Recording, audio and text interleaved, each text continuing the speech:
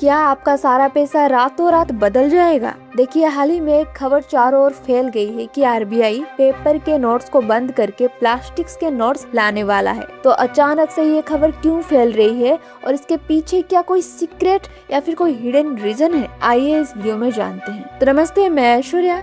देखिए, ये जो प्लास्टिक नोट के बारे में बात चल रही है, ये कोई नॉर्मल प्लास्टिक नहीं है। ये एक स्पेशल पॉलीमर मटेरियल है जिसके अंदर ट्रांसपेरेंट विंडोज और 3D होलोग्राम्स एम्बेडेड होते हैं। इन पॉलीमर नोट्स में ऐसी स्पेशल इंक्स और यूवी फीचर्स होते हैं जो कि पेपर नोट्स में डालना प्रैक्टिकली इम्पॉसिबल है। इन्हें कॉपी करने के लिए ऐसी $multi-million मशीनरी चाहिए होती है जो कि किसी आम क्रिमिनल के पास हो ही नहीं सकती, जिससे कि इन नोट्स का नकली वर्जन बनाना लगभग नामुमकिन हो जाता है। देखिए, कुछ कंट्रीज में पॉलीमर नोट्स बनाने में एनिमल फैट यूज होता था, पर अभी mostly plant based alternatives try हो रहे हैं। देखिए, जो नॉर्मल पेपर नोट्स होते हैं वो 1-2 साल में ही गंदे हो जाते हैं, खास करके 10 रुपए और 20 रुपए के नोट्स, क्योंकि हम उन्हें इतनी बुरी तरह से यूज करते हैं कि वो कुछ ही महीनों में फट जाते हैं। और आपको शायद ही पता होगा कि वित्तीय वर्ष 2025 में आरबीआई ने सिर्फ फटे पुराने नोट्स को रिप्लेस करने और नए नोट्स छपाने में ही लगभग 6,373 करोड़ ऐसे ही फूंक दिए थे। लेकिन ये जो पॉलीमर नोट्स हैं, ये पेपर नोट्स से 4 गुना ज्यादा चलते हैं। शुरुआती दौर में इनकी प्रिंटिंग थोड़ी महंगी पड़ सकती है, लेकिन लॉन्ग टर्म में ये नोट्स आरबीआई के हजारों करोड़ रुपए बचा सकते हैं। इन पॉलीमर नोट्स को चाहे आप वॉशिंग मशीन में डाल दो, बारिश में भिगा दो, उस पे चाय कॉफी जो मर्जी गिराओ या फिर उसे हाथों से तोड़ो मरोड़ो, जो मर्जी वो करो, फिर भी वो बिल्कुल ठीक रहता है।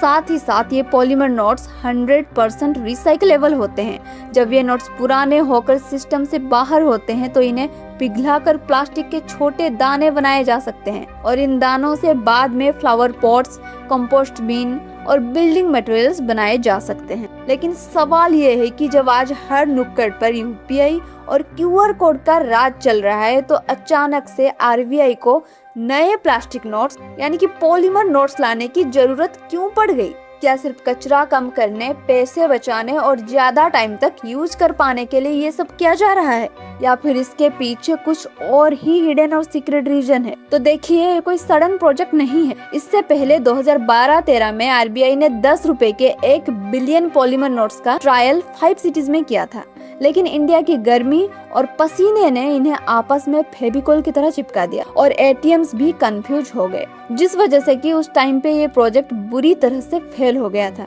पर अभी 2026 में प्रिंटिंग और एटीएम टेक्नोलॉजी कम्प्लीटली एडवांस हो चुकी है, तो इसीलिए इस प्रोजेक्ट को फिर से रिवाइव किया जा रहा है। तो जैसे कि मैंने बताया था कि इसके पीछे कुछ और भी कारण हो सकते हैं, तो चलिए उन कारणों के बारे में भी थोड़ा जान लेते हैं। तो पहला कारण ये हो सकता है कि ब्रिक्स और डी-डॉलराइजेशन का नया फेज। देखिए, दुनिया भर में इस समय डी-डॉलराइजेशन यानी कि यूएस डॉलर पर डिपेंडेंस कम करने की बहुत बड़ी वेव चल रही है। ब्रिक्स देशों के बीच लोकल करेंसी में ट्रेड तेजी से बढ़ रही है।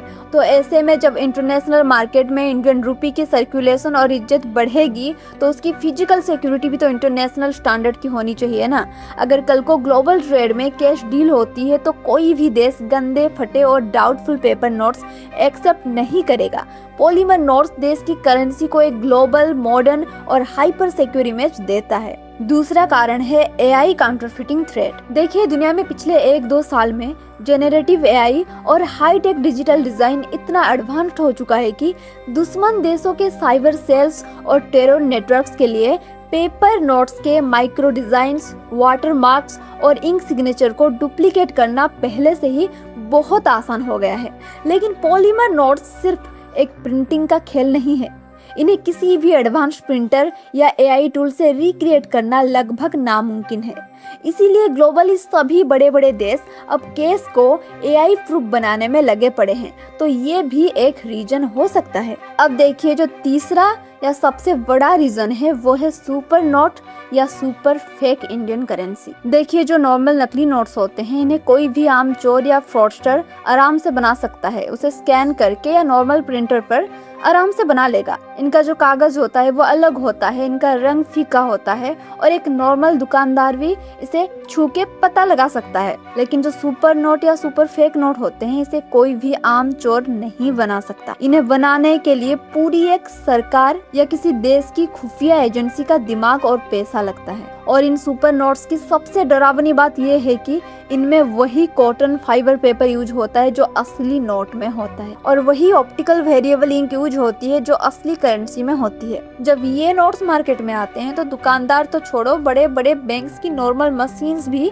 धोखा खा जाते हैं। बस इन्हें सिर्फ आरबीआई की हाई टेक एडवांस्ड लैब में ही पहचाना जा सकता है। और दोस्तों, यही वो सबसे बड़ा कारण था जिसके बारे में कि आपको जरूर जानना चाहिए। याद होगा 8 नवंबर 2016 को जब सडन नोटबंदी हुई तो उसका सबसे बड़ा और एक हिडन रीजन यही सुपर नोट्स था। सरकार को पता चल गया था कि मार्केट में 500 और 1000 की इतने ज्यादा सुपर नोट्स घूम रहे हैं कि उन्हें इकोनॉमी से निकालना नामुमकिन हो चुका है। अगर वो सुपर फेक नोट्स चलते रहते तो इंडिया में महंगाई इतनी बढ़ जाती कि हमारी करेंसी की वैल्यू कॉम्प्लीटली क्रैश हो जाती।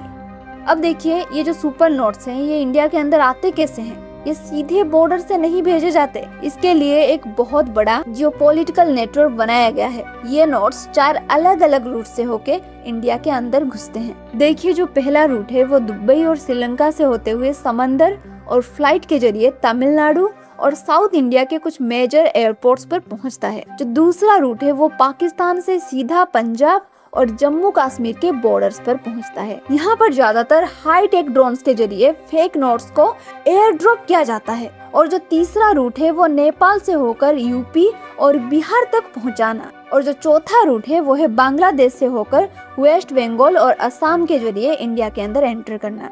तो देखिए, जो 4 रूट्स हैं इनमें से पहले 2 रूट्स पर सिक्योरिटी काफी टाइट है, लेकिन तीसरा और चौथा रूट अभी भी सबसे बड़ा हेडेक और सबसे वीक लिंक है। अगर तीसरे रूट को देखें तो नकली नोट्स नेपाल से होके यूपी और बिहार में एंटर करते हैं। आपको पता होगा कि इंडिया और नेपाल का बॉर्डर एक ओपन बॉर्डर है, यानी यहाँ आने जाने के लिए पासपोर्ट या वीजा नहीं लगता।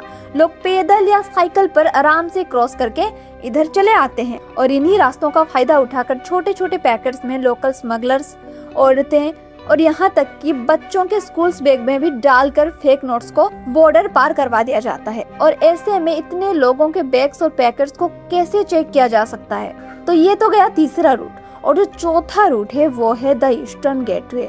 ये रूट बांग्लादेश से होके सीधा वेस्ट बंगाल और असम में घुसता है। और आप सब तो जानते ही होंगे कि वेस्ट बंगाल के मालदा, मुर्शिदाबाद और नदिया जिले को फेक करेंसी का कैपिटल कहा जाता है। यहाँ रातों रात नदियों और घने खेतों से होके सुपर नोट्स इंडिया के अंदर पुश किया जाता है। और इसके अलावा आपको पता होगा कि वेस्ट बंगाल में चाहे 2021 के चुनाव हो या हाल ही में मई 2026 के सरकार बदलने से पहले और बाद की क्लासेस हो, एक टर्म हमेशा गूंजता है, वो है पोस्ट पोल वायलेंस। आपको क्या लगता है, क्या हजारों की भीड़ अचानक से सड़क पर आ जाती है? ऐसा बिल्कुल भी नहीं। जब भी देश में कोई बड़ा कानून बनता है, नया इलेक्शन आता है, तो प्रोटेस्ट को दंगों में बदलने के लिए, लोकल गुंडों को हायर करने के लिए और भीड़ को इकट्ठा करने के लिए जो पैसे बांटे जाते हैं वो इन्हीं सुपर नोट और ब्लैक मनी के जरिए ही की जाती है। और दंगों के अलावा इसका एक दूसरा मकसद है टेरर फंडिंग। देखिए, असम और मेघालय का बॉर्डर भी बांग्लादेश से लगता है। यहाँ धुबरी सेक्टर और हमारे सबसे सेंसिटिव सिलीगुड़ी कॉरिडोर, जिसे कि हम चिकन नेक भी कहते हैं, उसी रास्ते पूरे नॉर्थ ईस्ट में फेक नोट सप्लाई होते हैं। और सारे आतंकवादी इन्हीं नकली नोट से आराम से लोकल मार्केट में घूम के अपना सामान खरीदते हैं और अपना भरण पोषण करते हैं। और किसी को शक भी नहीं होता क्योंकि वो नोट्स बिल्कुल असली लगता है। तो इन्हीं सब जियोपॉलिटिक्स, टेरर फंडिंग और बॉर्डर स्मगलिंग को हमेशा के लिए खत्म करने का सबसे सॉलिड सॉल्यूशन है पॉलीमर नोट्स। एक बार अगर आरबीआई इस एआई प्रूफ और हाइपर सिक्योर प्लास्टिक नोट्स को सिस्टम में ले आती है तो दुश्मन देशों की सारी प्रिंटिंग प्रेस और स्मगलिंग रूट्स पूरी तरह से बेकार हो जाएंगे। तो आशा करती हूँ इस वीडियो से आपको कुछ सीखने को मिला होगा। अगर वीडियो इन्फॉर्मेटिव लगी तो वीडियो को लाइक करें, शेयर करें और इस चैनल को सब्सक्राइब कर दें ताकि इसी तरह का वीडियो हम आपके पास ला सकें।